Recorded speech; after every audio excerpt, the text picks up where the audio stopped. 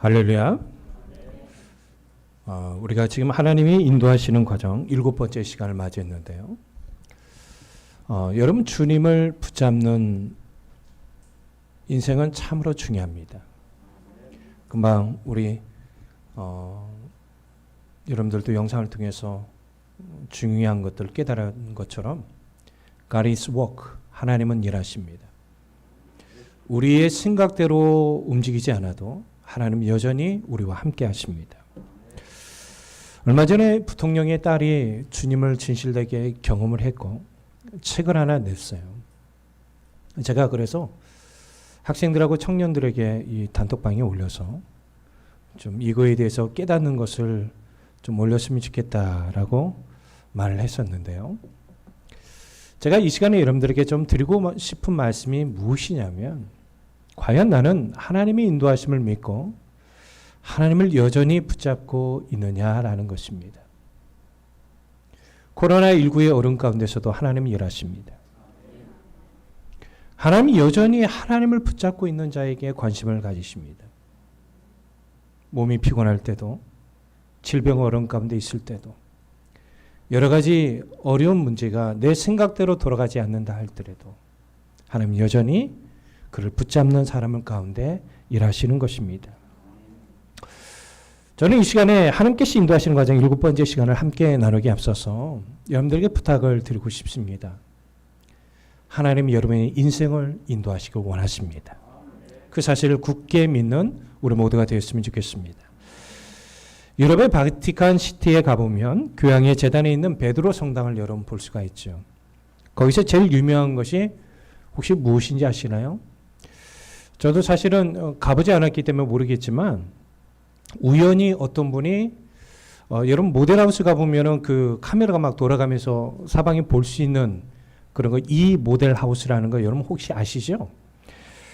카메라로 이 베드로 성당 안에 있는 미켈란젤로의 천지창조부터 시작된 모든 그림을 볼 수 있는 그게 돼 있더라고요. 그 사진을 제가 3장을 스크립했어요. 여러분들 보시면 알겠지만 이 그림이야말로 굉장합니다. 그런데 여러분들, 사실 이 그림이 나오게 되기까지 미켈란젤로는 어떤 사람이었습니까? 많은 사람의 미움과 시기를 받았습니다. 그래서 그에게 가장 어려운 작업이 주어졌는데, 그는 이 일을 하기 위해서 하루 종일 천장에 대롱대롱 달려 있어야 했답니다. 천장에 매달려 그림을 그리다 보면 물감이 어디에 떨어져요? 얼굴에 떨어지기도 하고, 어느 때는 눈 속에 떨어져서 눈을 뜨고 그림을 그리기 힘든 상황도 있었고, 목에 마치 디스크가 온 것처럼 근육이 뭉쳐져서 근육을 풀어줘야 할 그런 어려운 때도 있었죠. 그러나 이런 고난을 통해서 그는 위대한 그림이 만들어졌어요. 그 그림이 우리가 잘 알고 있는 천지창조입니다. 여러분, 우리 모두도 고난 없이 영광이 오지 않습니다. 그러나 안타깝게도 많은 사람들이 고난을 패스하고 그냥 영광만 누리려고 하는 경우가 많죠. 그러나 우리 모두 주가 되시는 예수 그리스도를 통하여 자랄 수 있듯이 십자가 없이 영광이 없는 것입니다. 세계적으로 유명한 사람치고 고난의 과정을 겪지 않는 사람이 없습니다. 예를 들면 돈키호테를 쓴 미겔 데 세르반테스, 아버지의 경제적인 무능으로 인해, 아버지가 의사임에도 불구하고 경제적으로 굉장히 무능해서 교육을 제대로 받지 못했고 경제적으로 어려운 시절을 보냈다고 합니다. 그리고 24세에 해전에 참석을 했다가 왼쪽 팔에 큰 상처를 입게 됩니다. 그리고 그는 28세에 포로로 잡혀가서 4번이나 탈옥을 하다가 실패를 했고, 추록 뒤에는 세금 징수원을 일하다가 영수증을 잘못 발부를 해서 결국은 또 그 죄로 인해서 투옥되기도 했답니다. 어찌 보면 그의 인생은 꼬일 대로 꼬일처럼 고난의 연속이었죠. 그러나 마침내 58세에 돈키호테라는 위대한 책을 쓰게 되었습니다. 그러니까 이 책이 나오기까지 그의 순탄하지 못한 삶의 과정은 돈키호테라는 위대한 책을 쓰기에 준비시키는 귀한 과정이었음을 알 수 있습니다. 그러므로 우리 모두는 고난을 일부러 자초할 필요는 없지만, 고난을 당했다고 해서 무조건 그 고난을 피하려고 해서도 안 된다는 사실이죠. 사실 신앙생활을 하는 우리 모두에게 신앙생활은 항상 무겁고 힘든 것이다라고 볼 수 있습니다. 그래서 디모데후서 3장 12절에 이런 말씀이 증거되고 있죠. 무릇 그리스도 예수 안에서 경건하게 살고자 하는 자는 핍박을 받으리라. 여러분, 경건하게 살면 하나님의 은혜와 평강이 충만하게 임해야 하잖아요. 삶이 순탄해야 하잖아요. 그런데 핍박이 있다라는 것입니다. 따라서 그리스도인 된 우리 모두는 자기 몫으로 주어진 십자가가 다 각자에게 있습니다. 그런데 이 고난은 마치 그림자 같아서 우리 모두가 죽는 날까지 우리를 따라다닙니다. 그러나 분명한 사실은 이 십자가의 고난은 우리 모두에게 불행을 가져다 주기 위해서 하나님께서 허락한 것이 아닙니다. 오히려 하나님 나라에 들어가게 하는 축복의 고난이라는 사실을 믿으시 바랍니다. 그래서 우리 모두가 고난에 처해 있을 때 더욱 믿음으로 살면 오히려 은혜로 말미암아 풍요롭고 행복한 삶을 살아갈 수 있습니다. 고린도후서 6장 9절 10절을 보면 성경에 가장 강력한 역설적인 말씀이 나옵니다. 이 말씀에 보면 무명한 자 같으나 유명한 자요 죽은 자 같으나 보라 우리가 살고 징계를 받는 자 같으나 죽음을 당하지 아니하고 근심하는 자 같으나 항상 기뻐하고 가난한 자 같으나 많은 사람을 부유하게 하고 아무것도 없는 자 같으나 모든 것을 가진 자로다. 여기 보면 역설적인 진리가 6가지가 나오죠. 첫 번째는 뭡니까? 속이는 자 같으나 참되고, 두 번째 무명한 자 같으나 유명한 자요, 세 번째 죽은 자 같으나 보라 우리가 살고, 그 다음 네 번째 근심하는 자 같으나 항상 기뻐하고, 다섯 번째 가난한 자 같으나 많은 사람을 부유하게 하고, 여섯 번째 아무것도 없는 자 같으나 모든 것을 가진 자로다. 사도 바울이 이렇게 강력한 역설적인 말씀을 증거하는 그 중심에는 뭐가 있습니까? 예수 그리스도를 소유하기 때문이에요. 세상에 많은 것들을 소유했지만 예수님이 없는 사람은 실상은 가장 불행한 사람입니다. 따라서 우리 모두의 마음속에는 예수 그리스도가 가장 강력하게 자리를 잡게 되기를 주의 이름으로 축복합니다. 창세기에 나타난 요셉을 통하여 우리 모두가 닮아야 할 신앙의 모습은 하나님을 인정할 줄 아는 신앙이었다는 거예요. 이런 모습은 어려운 가운데서 불평을 말하는 말씀이 단 한 구절도 안 나옵니다. 저는 이래교회 성도들이 인생 가운데 단 한 번도 불평의 말이 나오지 않게 되기를 바랍니다. 성경 어딜 찾아봐도 요셉이 불평하는 내용에 대한 말씀이 하나도 없습니다. 사실 우리 모두를 포함해서 타락한 인간은 죄로 인해서 본성이 타락되어 있죠. 언제나 죄의 유혹 앞에서 연약한 우리 모습을 발견하지 않습니까? 자신의 생각대로 일이 풀리지 않으면 우리 죄로 인해 타락한 우리 본성은 자꾸 불평과 원망을 합니다. 그리고 이 불평과 원망은 누굴 향하게 돼요? 사람을 향하게 되어 있습니다. 그러나 그럼에도 불구하고 요셉의 일생 속에는 형들을 원망하는 표현이 전혀 나오지 않고 있다는 거죠.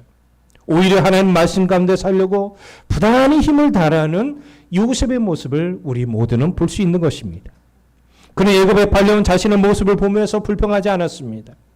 오히려 자신에게 주어진 자리에서 성실하게 일을 감당해 가는 모습을 볼 수 있습니다. 그는 바로 왕의 친위 대장인 보딜라부터 인정을 받았기 때문에 그의 집과 모든 소유물을 주관하게 되었습니다. 비록 그가 보디발의 아내의 모함으로 감옥에 갇히는 신세가 되었다고 해도 여전히 그는 감옥 안에서도 인정받는 삶을 살았습니다. 그런데 보다 더 중요한 사실은 이런 요셉의 삶 속에 하나님께서 함께 하시는 은혜를 주셨다는 것이고, 이로 말미암아 그는 형통의 복을 누리게 되었다는 것입니다. 여러분, 신앙생활 하다 보면 이런 형통이 무엇인가를 아는 분이 있고 모르는 분이 있습니다. 저는 여러분들이 형통이 무엇인가를 알고 그 형통을 누렸으면 좋겠어요. 여러분의 마음속에서 이 형통이 누려지기를 바랍니다.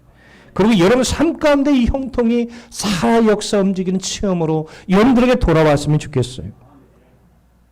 그런데 그의 인생에 아주 중요한 전환점이 되는 사건이 있었죠. 비록 그는 억울하게 왕의 죄수를 가두는 감옥에 갇히는 신세가 되었지만 떡 굽는 관원장과 술 맡은 관원장을 만나게 되는 그 놀라운 은혜를 그가 누리게 되어지죠. 그들을 수종을 들다가 그들의 꿈을 자연스럽게 해석을 하게 됩니다. 물론 해석을 해서 술 맡은 관원장이 전직을 회복하게 됩니다.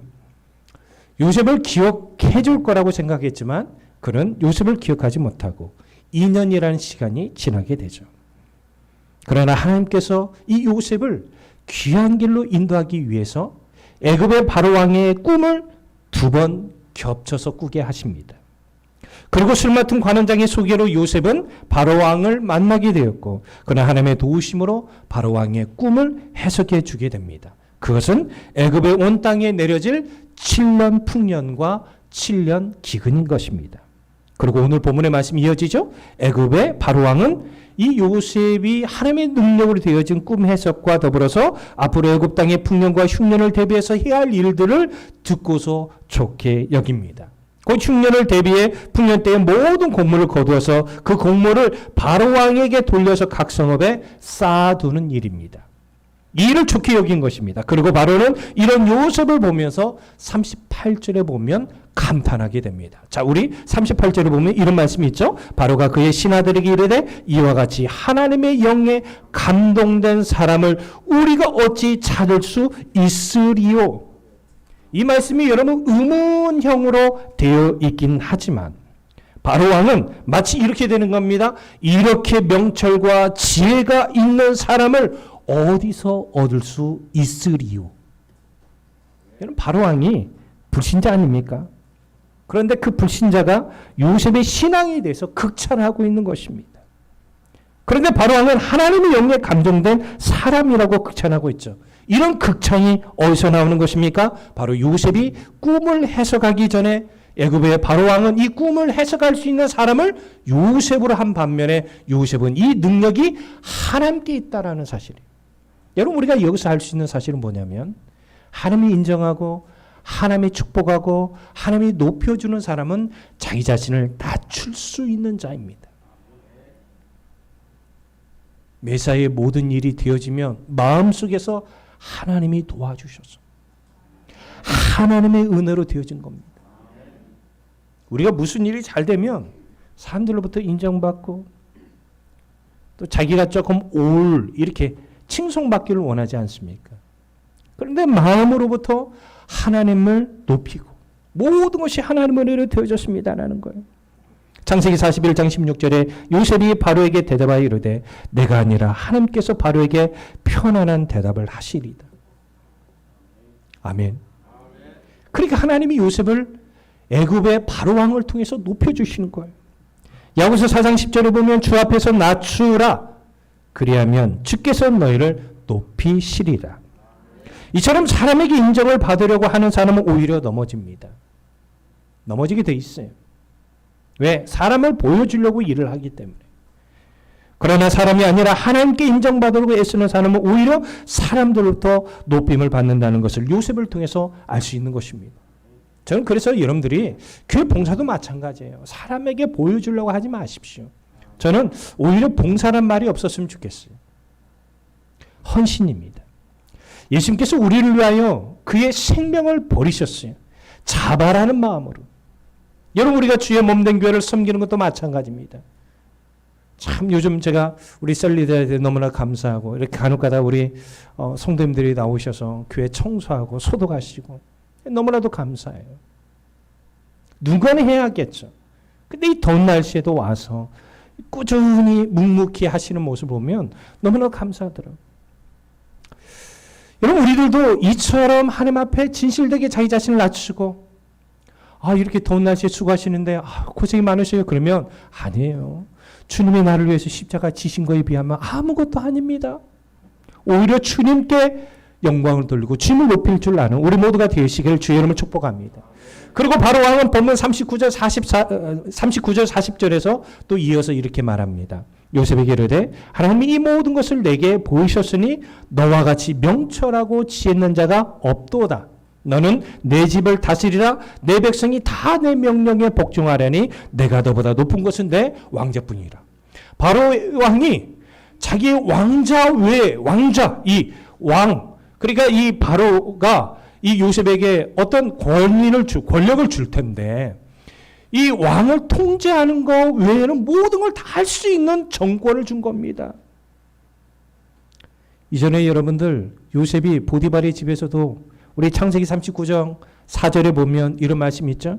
주인이 그의 소유를 다 요셉의 손에 위탁하고 자기가 먹는 음식 외에는 간섭하지 아니하였더라.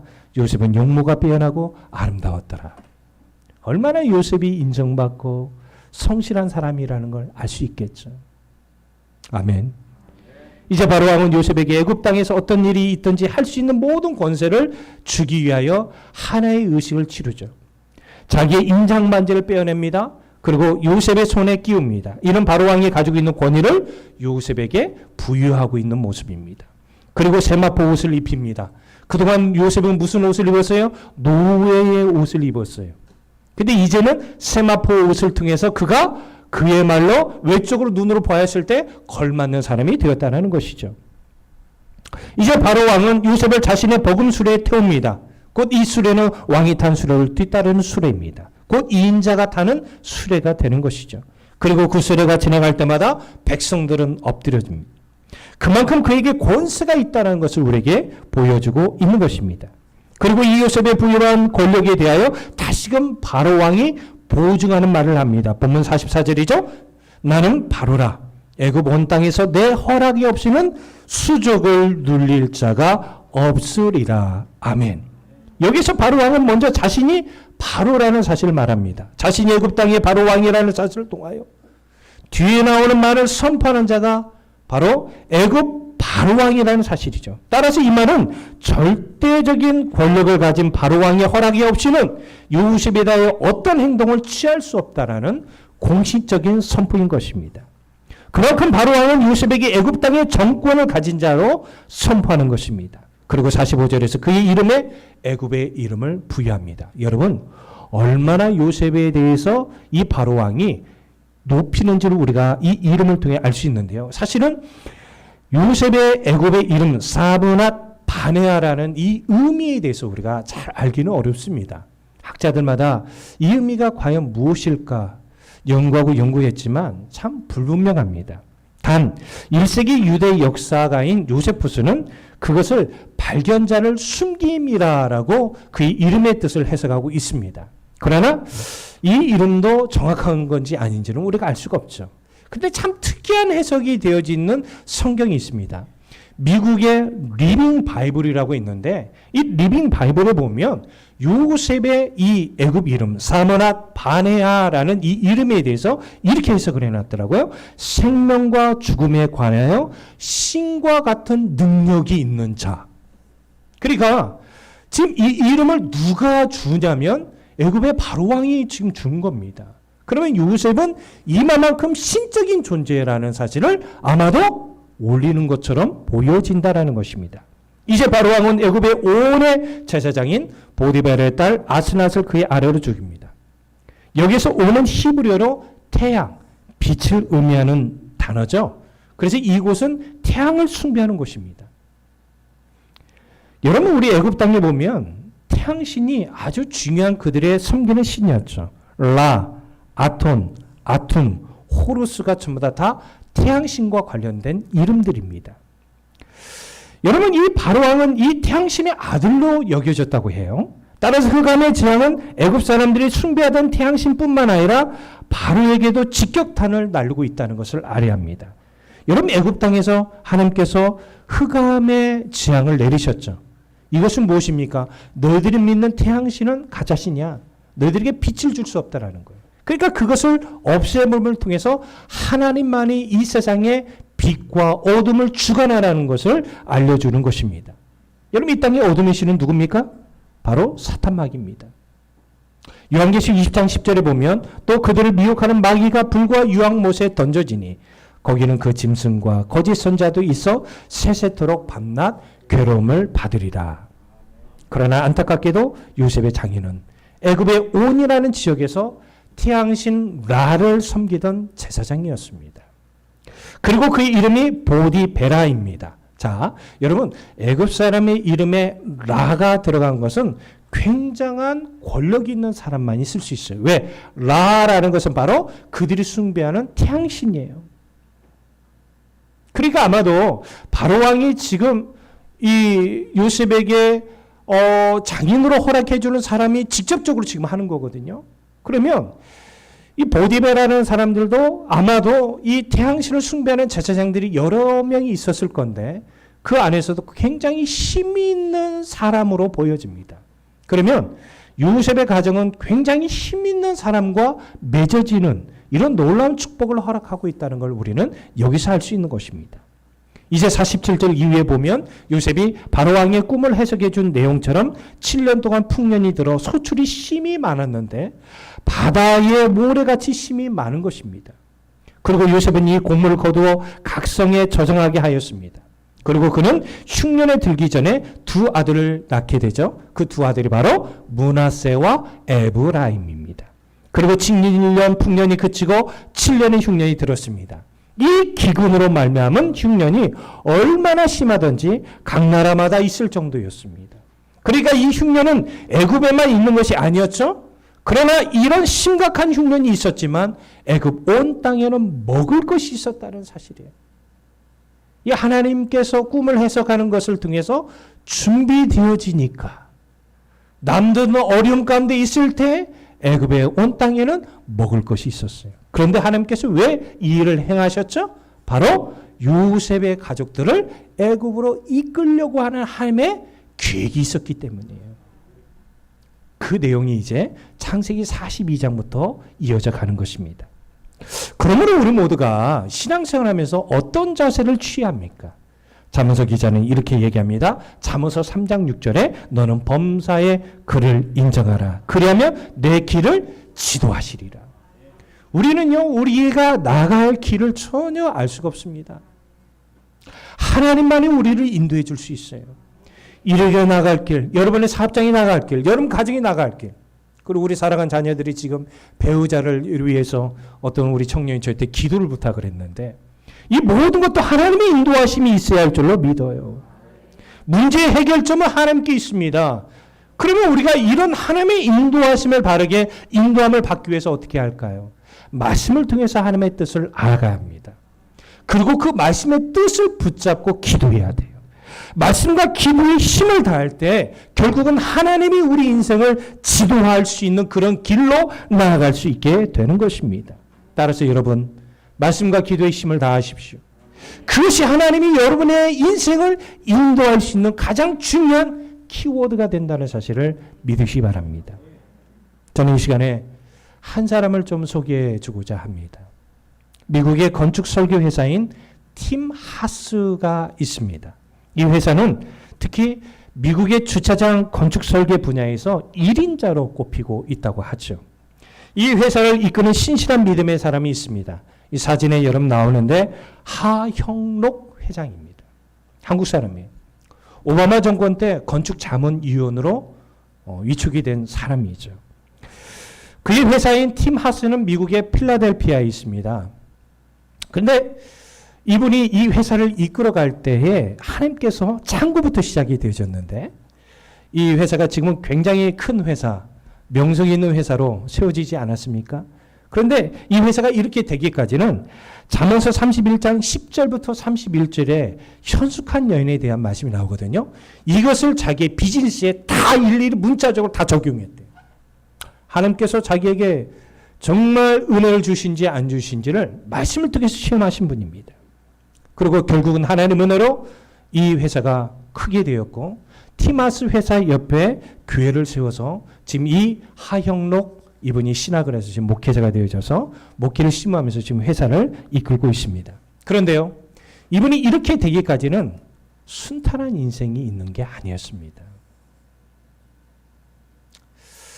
아버지 어머니가 한국에서 한센병 사역을 했다고 합니다. 그러다 보니까 옛날에 여러분들도 잘 아시잖아요. 우리 그런 욕을 하면 안 되지만 저런 문딩이 하면서 좀 약 올리고 그러지 않았습니까? 이 어렸을 때부터 이 친구들에게 놀림을 받았어요. 그리고 왕따를 당하고 따돌림을 당했다고 합니다. 그러나 그 아버지 어머니는 묵묵히 13년 동안에 한센병 사역을 하신 거예요. 이거를 미국 선교사님이 옆에서 보고 감동이 되어진 겁니다. 그래서 이 가정이 미국에 갈 수 있도록 이 선교사님이 주선을 해줬다고 그래요. 그런데 미국에 왔더니 미국의 삶이 녹록치 않죠. 밤낮으로 일을 해야 했습니다. 또 가장 큰 문제점이 뭐예요? 언어의 장벽이었어요. 이 언어의 장벽이 있기 때문에 이 언어의 장벽을 극복하기 위해서 얼마나 힘썼는지 모른다고 합니다. 그래서 결국은 필라델피아에 있는 펜실베니아 대학교에 졸업을 하게 되죠. 그리고 33세 때 생각지 못한 질병이 그에게 찾아오게 된 겁니다. 이때가 1991년 가을이었습니다. 뉴욕으로 가는 고속도로 위에서 갑자기 의식을 잃고 쓰러지게 됩니다. 그 심장이 비정상적으로 빠르게 뛰다 호흡 곤란으로 쓰러지는 심실빈맥증에 걸린 겁니다. 그리고 2년 뒤에 심장 이식을 기다리던 그에게 꼭 맞는 심장이 왔습니다. 그러고 난 다음에 의사가 이분에게 접근해 옵니다. 그러면서 이 말을 해야 하는지 말해야 하는지 조금 머물거리면서 말을 하게 됩니다. 혹시 옆방에 지금 심장이 문제가 있어서 헬기로 급하게 실려온 젊은 여성분이 있는 거 아시나요? 예, 들었습니다. 그런데요, 그분이 지금 심장 이식 수술 받지 않으면 의사의 소견으로는 이틀 안에 죽습니다. 그러면 저는 어떤가요? 의사의 소견으로는 한 7일까지는 살 수 있고요. 더 잘하면 아마 한 달까지는 생명이 유지시킬 수 있을 것 같습니다라는 말을 했다고 합니다. 그러니까 이 하영록 이 회장님이 그 순간 한 달이 소망이 되어지더래요. 그래, 이 사람이 이틀 안에 죽지만 나는 한 달의 시간이 있어. 그 한 달 안에. 그런데 사실 그 의사가 더 무서운 말을 하게 돼요. 이 젊은 여자에게 딱 맞는 심장이 온 겁니다. 근데 사실 순서적으로 보면 하영록 회장이 먼저 받아야 하거든요. 근데 의사가 이 말을 한 거예요. 그러자 이분이 굉장히 고민에 빠지게 됩니다. 근심하게 됩니다. 그때 하나님께서 자신에게 비즈니스에 놀라운 축복을 주셨잖아요. 그런데 이분이 비즈니스 시작할 때 하나님 앞에 이런 소명을 했다고 합니다. 하나님, 내가 어떠한 상황 속에서도 하나님의 말씀대로 살아가려고 하는 비즈니스를 하겠습니다. 그러고 난 다음에 의사를 부릅니다. 저 심장을 저 젊은 여자에게 주십시오. 저 여성이 저보다 더 급한 것 같습니다. 이분이 이 일을 했던 게 뭐냐면 이분이 페이버 원리라고 합니다. 자기 몫으로 온 심장을 옆방에 죽어가는 여성에게 양보했는데요. 이게 무엇이냐면 자기 희생을 바탕으로 이웃 사랑을 실천하면 하나님께서 그 희생을 기억해서 반드시 축복으로 갚아주실 거라. 이것이 지금 사업에 적용하는 원리입니다. 여러분, 하나님의 은혜와 축복을 받는 사람에게는 삶의 원리가 분명히 있습니다.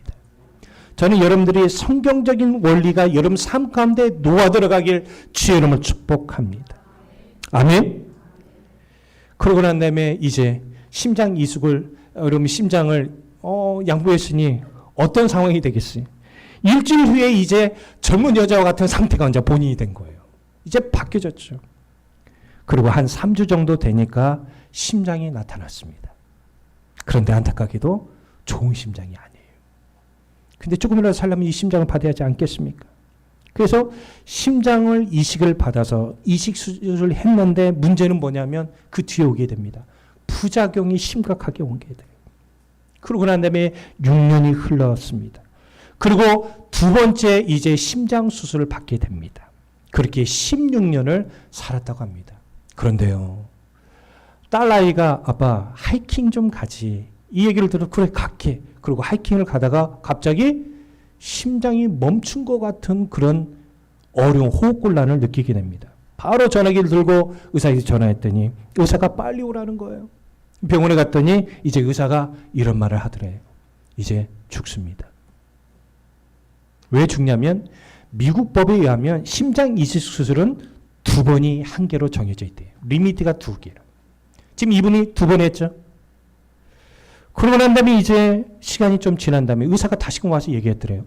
기록물을 보니까 당신이 건강한 심장을 옆에 여성에게 양보하고 좋지 않은 심장을 이식받았다는 기록물이 있대요. 이거는 법적으로 한 번 더 할 수 있게 될 것 같다라는 거예요. 그래서 한 번 더 심장을 이식받아서 지금 목회사역을 하며 귀한 사업을 하고 있다라는 거예요. 이분의 삶 가운데는 여러 가지 어렵고 힘든 일들이 많이 있었어요. 그러나 살아갈 수 있는 은혜를 하나님이 주신 거예요. 하나님의 은혜가 임하는 과정 속에 이 하영록 회장이 하나님 말씀 가운데 살려고 하는 수고가 결국은 헛되지 않은 결과로 그에게 돌아온 것입니다. 오늘 말씀 마무리합니다. 우리 모두가 살펴보는 요셉의 일생도 그렇습니다. 하나님께서는 가장 귀한 길로 우리 모두를 인도하고 계십니다. 이를 강하게 믿으십시오. 그리고 순간순간에 어려움이 올 때마다 비록 힘들고 괴롭지만 요셉의 일생을 기억하십시오. 순간순간 하나님을 더 의지하십시오. 어떠한 순간에도 불평원망하지 마십시오. 사람에게 화내지 마십시오. 오히려 하나님을 붙잡으십시오. 어떠한 순간에도 하나님 말씀을 신실하게 지켜나가십시오. 반드시 하나님이 온전한 인도하심에 따라 여러분들을 붙들어 주시고 인도해 줄 줄로 믿습니다. 그 은혜가 가득한 인생을 살아가는 우리 모두가 되시길 주님의 이름으로 축복합니다. 기도합니다.